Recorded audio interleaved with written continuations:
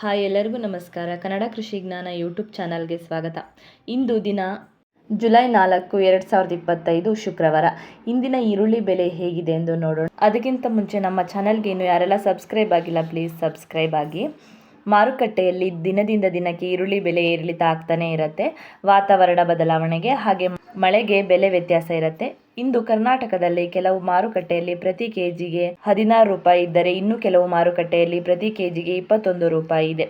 ಕ್ವಿಂಟಾಲ್ಗೆ 1600ರಿಂದ 2100 ರೂಪಾಯಿವರೆಗೆ ಈರುಳ್ಳಿ ದರ ಇದೆ. ಹಾಗಾದರೆ ಬನ್ನಿ ಈಗ ನೋಡೋಣ ಕೆಲವು ಪ್ರಮುಖ ಜಿಲ್ಲೆಗಳ ಈರುಳ್ಳಿ ಬೆಲೆ ಹೇಗಿದೆ ಎಂದು ನೋಡೋಣ.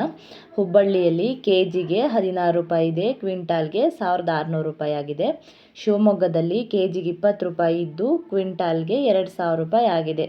ದಾವಣಗೆರೆಯಲ್ಲಿ ಈರುಳ್ಳಿ ಬೆಲೆ ಕೆಜಿಗೆ 14 ರೂಪಾಯಿ ಇದ್ದು ಕ್ವಿಂಟಾಲ್ಗೆ 1400 ರೂಪಾಯಿ ಆಗಿದೆ. ಚಿಕ್ಕಮಗಳೂರಿನಲ್ಲಿ ಕೆಜಿಗೆ 22 ರೂಪಾಯಿ ಇದ್ದು ಕ್ವಿಂಟಾಲ್ಗೆ 2200 ರೂಪಾಯಿ ಆಗಿದೆ. ಗೌರಿಬಿದನೂರಿನಲ್ಲಿ ಕೆಜಿಗೆ 18 ರೂಪಾಯಿ ಇದ್ದು ಕ್ವಿಂಟಾಲ್ಗೆ 1800 ರೂಪಾಯಿ ಆಗಿದೆ.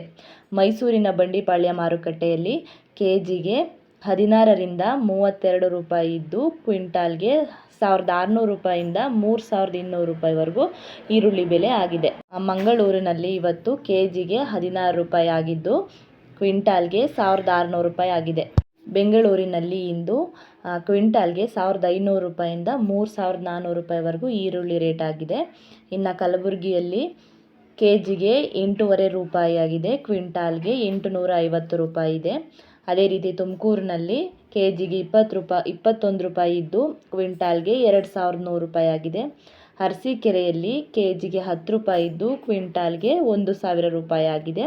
ಸೊ ದಿನದಿಂದ ದಿನಕ್ಕೆ ಈರುಳ್ಳಿ ಬೆಲೆ ಹೆಚ್ಚು ಕಡಿಮೆ ಆಗ್ತಾ ಇದೆ. ನಾಳೆಯ ಈರುಳ್ಳಿ ದರ ಕಡಿಮೆ ಆಗುತ್ತಾ ಅಥವಾ ಜಾಸ್ತಿ ಆಗುತ್ತಾ ಅಂತ ನೋಡೋಣ. ಹೆಚ್ಚಿನ ಮಾಹಿತಿಗಾಗಿ ನಮ್ಮ ಚಾನಲ್ಗೆ ಸಬ್ಸ್ಕ್ರೈಬ್ ಆಗಿ, ನಿಮ್ಮ ರೈತ ಫ್ರೆಂಡ್ಸ್ಗೆ ಶೇರ್ ಮಾಡಿ. ಹಾಗೆ ಈ ವಿಡಿಯೋ ಯೂಸ್ಫುಲ್ ಆಗಿದ್ದರೆ ಲೈಕ್ ಮಾಡೋದನ್ನು ಮರಿಬೇಡಿ. Thank you.